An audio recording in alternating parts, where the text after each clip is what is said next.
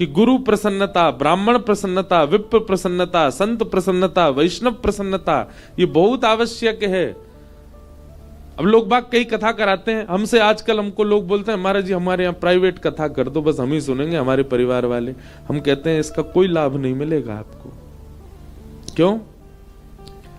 कथा कभी स्वार्थी होकर के नहीं सुनी जा सकती। समहिता, भागवत जी को समहिता नाम कहा, सम्यक हितम यासा समहिता, सबका हित करे, सबके लिए जो है वो समहिता है। हमको सही बता रहे हैं, कई बड़े बड़े इंडस्ट्री के और कई बड़े बड़े एक्टर्स भी बुलाते हैं, लेकिन हमारे घर में महाराज जी करनी है, हमारे लॉन में करनी, में नहीं करेंगे। जिस नगर में कथा होगी वहां के सब लोग जो भी इच्छुक हैं, अगर प्रचार होने पर उनको अवसर मिलेगा तो सब सुनने आएंगे, और आप सबका स्वागत करोगे तभी कथा होगी, नहीं तो आपको कोई लाभ नहीं मिलेगा।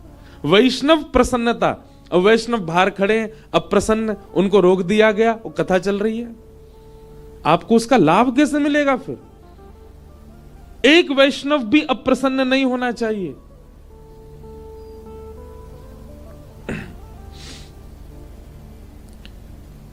नहीं तो आपका कितना भी व्यवस्थित क्रम क्यों ना हो, उसका लाभ मिल ही नहीं सकता आपको। सुखदेव जी ने भले ही महादेव से कथा सुनी, पर महादेव रुष्ट हो गए उन पर। कैसे कल्याण होगा इस श्रोता का जिससे व्यास ही नाराज हो गया हो? इसलिए शुकाचार्य जी को 12 वर्ष तक वेदव्यास जी की पत्नी के गर्भ में रह करके चिंतन करना पड़ा। 12 वर्ष बाद वेदव्यास जी ने जब उनको कथा सुनाई, तब उनको ब्रह्म का चिंतन नष्ट हुआ और श्री कृष्ण का चिंतन प्रारंभ हुआ। तब ही उनकी कथा से परीक्षित का उद्धार हुआ। तो गुरु प्रसन्नता बहुत आवश्यक है भगवत प्राप्ति में। आचार्य प्रसन्नता बहुत आवश्यक है।